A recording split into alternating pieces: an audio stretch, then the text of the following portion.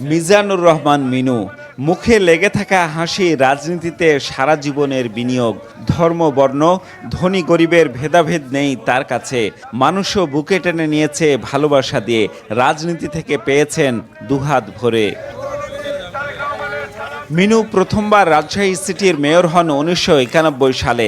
এরপর দায়িত্ব পালন করেন টানা ১৭ বছর। ২০০১ সালে একই সঙ্গে হন সংসদ সদস্য। মহানগর বিএনপির সভাপতি থেকে বিভাগীয় সাংগঠনিক সম্পাদক হয়ে যুগ্ম মহাসচিব। সর্বশেষ ছিলেন দলের চেয়ারপারসন বেগম খালেদা জিয়ার উপদেষ্টা। এবার রাজশাহী সদর আসন থেকে সংসদ সদস্য হয়ে বসলেন মন্ত্রিসভায়। এ খবরে উচ্ছ্বসিত রাজশাহীর মানুষ, সেই সাথে আছে প্রত্যাশার চাপ। মিনু ভাই আমাদের এখানে ভূমিমন্ত্রী হয়েছে, আমরা খুবই আনন্দিত। রাজশাহীবাসী উপলক্ষে জানা একজন আমরা রাজশাহীর মন্ত্রী হিসেবে পূর্ণাঙ্গ মন্ত্রী হিসেবে পেয়েছি। কর্মসংস্থান থেকে শুরু করে রাজশাহীবাসী অনেক কিছু আশা করেছে, ইনশাল্লাহ আমরা পাবো ওনার মাধ্যমে ইনশাল্লাহ। বিভিন্ন জায়গায় যে নেশার জিনিস আছে এটা আগে হচ্ছে আপনাদের নিধন করতে হবে।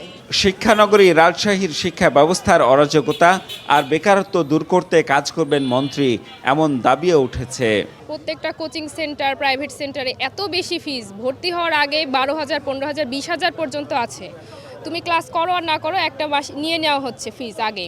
তো আমি চাই এটা একটু কমিয়ে আনা হোক। অধীর আগ্রহে আছি যে রাজশাহী বেকারত্ব দূর হবে, পাশাপাশি কর্মসংস্থান তৈরি হবে। তবে বিশ্লেষকরা বলছেন, সারা দেশে ভূমি খাতের সামগ্রিক দুর্নীতি দমন করাই মিনুর সামনে বড় চ্যালেঞ্জ।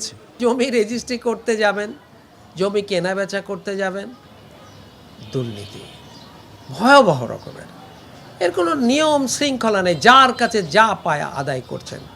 কাজেই এইখানে শৃঙ্খলা ফিরিয়ে আনা খুবই জরুরি। রাজশাহীর সাথে ঢাকার যোগাযোগ ব্যবস্থা এটিও পড়ে আছে মুখ থুবড়ে। কেন ট্রেন এত দেরি হবে? ৩ ঘন্টায় ঢাকা যেতে চাই আমরা। যদি সদিচ্ছা থাকে, আমার মনে হয় রাজনৈতিক চাপ কোনো বিষয় নয়।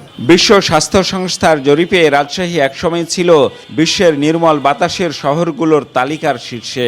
সেই শহর এখন ধুলায় ধূসরিত। মন্ত্রী মিনু রাজশাহীর উন্নয়নে এখন কতটা ভূমিকা রাখতে পারেন তা দেখার অপেক্ষায় নগরবাসী। Ziaul Gani Selim, Star News, Rajshahi.